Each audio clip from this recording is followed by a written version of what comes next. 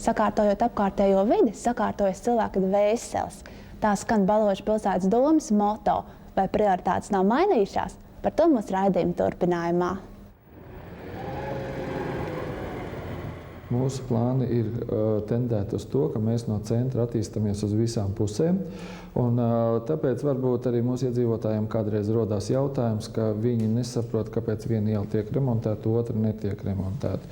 Esmu dzirdējis, ka iedzīvotāji vēlētos, ka visas ielas tiktu nedaudz remontētas. Mēs gan uzskatām tā, ka ja mums sakārtosies pats centrs, tātad šo labumu varēs iegūt jebkurš, un tālāk izplešoties uz visām pusēm, tie labumi tā kā arī līdz katram aizies.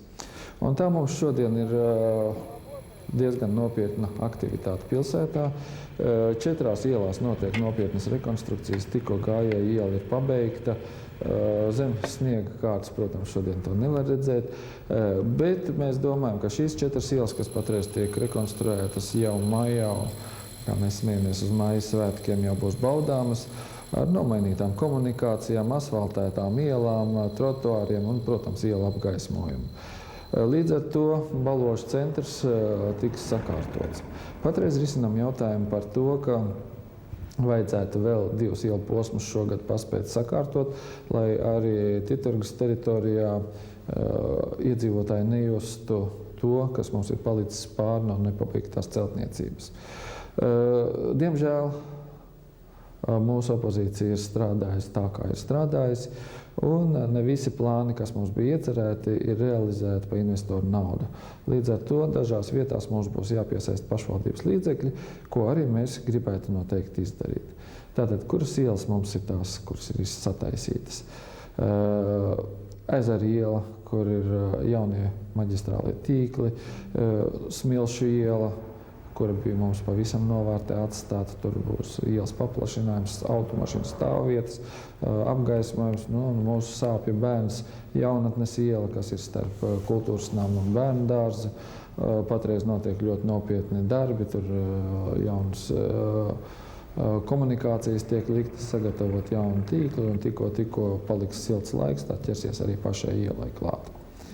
Un tad no lielajiem darbiem, kas mums ir vēl darāms, tātad ir sācies iepirkums uz sporta kompleksu celtniecību. Mēs ceram, ka tas veiksmīgi viss paies un vēl līdz vasarai iesāksies celtniecības darbi. Un liels cerības uz sporta kompleksu ir tāpēc, ka mēs atrisinātu ļoti daudz skolnieku vietas, atrisinātu daļēji bērnu dārza jautājumu un, protams, ka aktivitātes, kas ir vajadzīgas skolniekiem, tā ir sporta zāle, un jaukais sapnis peldbaseins.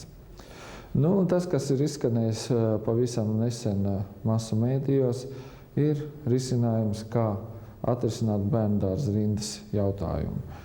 Tātad ir uzsākts iepirkums par zemes maiņu pret ēku, kas būtu pielāgojama bērndārza vajadzībām.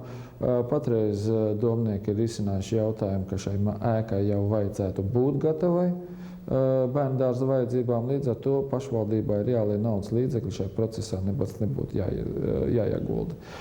Kā mums veiksies, tam ir jāsako līdzi, jāskatās, un tad jau redzēsim. Doma ir tāda, ka mēs varētu bērnu rindu likvidēt jau uz šī gada 1. septembri. Tas ir aktīvo rindu tie bērni, kuri reāli nav tikuši bērnu dārzā. Protams, ka mazie bērniņi vēl pārsimts bērnu rindā paliksies, bet mēs domājam, ka līdz ar to mēs nodrošināsim katra gribētāja iespēju bērnu dārzu apmeklēt. Un pats jaunākais, kas mums tikko ir tapis, tātad ilgāku laiku jau esam runājuši, Kultūras nama skvērs.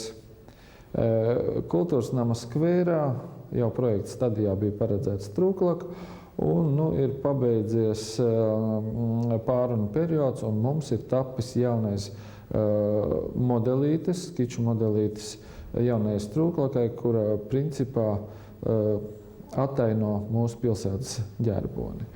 Un mēs esam domājuši par to, ka arī nākošām paudzēm ir jāatstāja kaut kas priekš tam, lai priecētu gan sirdi, gan prātu.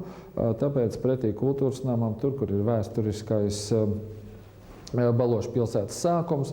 Tur mēs arī par godu gan pašvaldībai, gan pilsētai, gan iedzīvotājiem šos trūklakus gribam būvēt kā pieminekli visiem mūsu iedzīvotājiem.